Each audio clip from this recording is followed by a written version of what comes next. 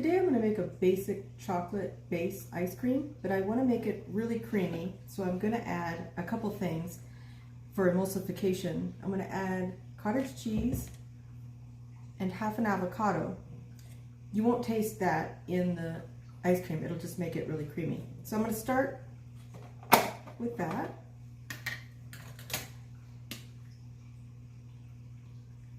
Very large scoop.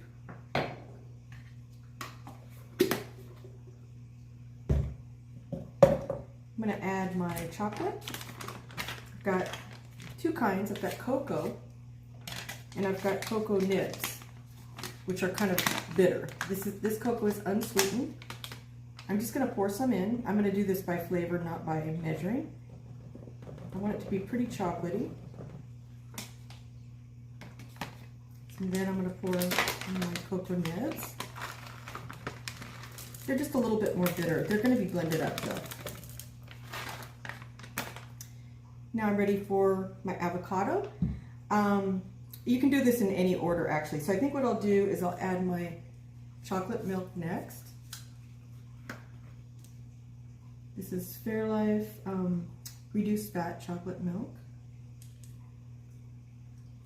I'm not going to add anything to the full amount yet. I'm just going to get it started and then I'll go by flavor.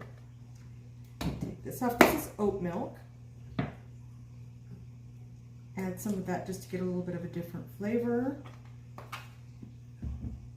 Quite a bit of vanilla. I'd say like a good tablespoon. A little bit of salt. I might add more after I mix it. Just a tiny dash actually. And then I'm going to put a little bit of this cocoa cinnamon sugar just to give it a little bit of a Mexican chocolate taste. I'm just going to kind of pat it in there. This doesn't come out very fast, so I'm not adding that much. Now I'm ready for my avocado. So I cut my avocado in half and I kind of put slices in it so it'll come out easier. Before I add that, I'm going to add a little bit of lemon juice to keep the green color. I don't want it to turn brown. Well, this is a chocolate ice cream, so it really doesn't matter, but it's kind of a habit I've gotten into. And now I'm ready to just slide my spoon along the large end of the avocado so I can get it all in there. For other ice creams, I would probably use the whole avocado, but I just want this to be just a little bit creamier, so I don't want it to have any avocado taste. So okay, now I'm ready to add a little bit more, probably of my chocolate milk and a little bit of Splenda I'm going to use for this one, and then I'll mix it up. After mixing this up, I tasted it. It's really thick and good. I'm going to add a little bit, well, what I'm going to do is add it to the pint and then see how much room I have left. Looks like I've got a little bit of room.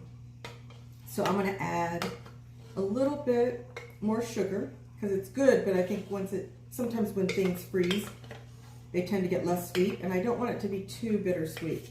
So I'm going to add some oat milk and some sugar, and I'll be ready to freeze. I added a little bit more sugar and a little bit more of the chocolate milk, and I decided to add some of the cacao nibs just straight because I wanted a little bit of texture in the ice cream. So now I'm ready to freeze it. Now that this is frozen for at least 24 hours, I'm going to remove the little lump that's formed on the top, which is totally normal, and I will blend this on the regular ice cream setting because it's got avocado, which is pretty high fat, and a little bit of cottage cheese in there, so it should be fine with the regular setting. After running this through the ice cream setting, it looks pretty good. It's not quite ready.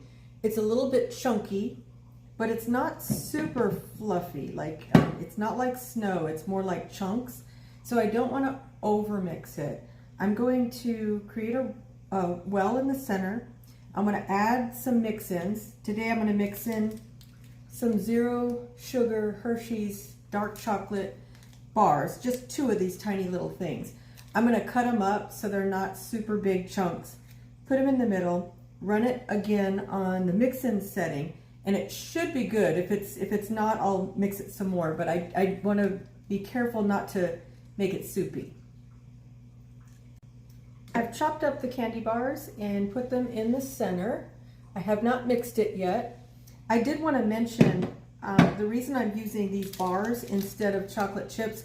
I just like the flavor better of these, and I also like kind of the organic shapes that they come out to be rather than neat little chips, but of course use whatever you like the flavor of. Now I'm ready to mix this up. After running this through the mix-in setting with my chocolate bars, it looks great. So now I'm ready to dish it out. The consistency is exactly how I like it. It's forming a ball nicely where it doesn't fall when you turn it over, and it's not too stiff. It's easy to get through. For me, this is absolutely perfect. So I haven't tasted it yet though. Now, the true test, get my big spoon since I don't have my little spoons handy, is to see how it tastes. It's really good. I like it a lot. It is creamy. I can taste a lot of dark chocolate. If anything, I might add a little bit of sugar, but that's easy to fix. I can put chocolate sauce on the top. I can melt peanut butter and drizzle that over the top. Or I have a honey glaze that I can put over the top, or I can just eat it like this. It's still good, it's just not super sweet. It all depends on how you like your chocolate, but I'm very happy with it. I'm gonna try next week a Dutch chocolate because I've heard that's a really good alternative to regular cocoa. So, but I think this was a success.